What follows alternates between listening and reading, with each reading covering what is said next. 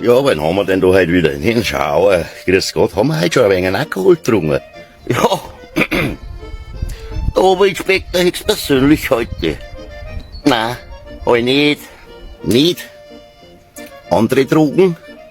Tja, wenn Schweinsbrunn und Leberkast runterfällt, dann schau.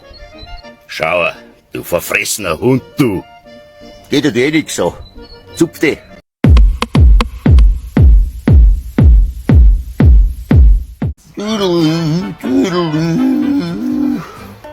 Aber Herr Schauer, heute haben wir aber wieder einen. Aber der, Herr Schlachtmeister. Heute blasen wir aber mal in das Röhrchen. Tu mal her. Das ist so wahr.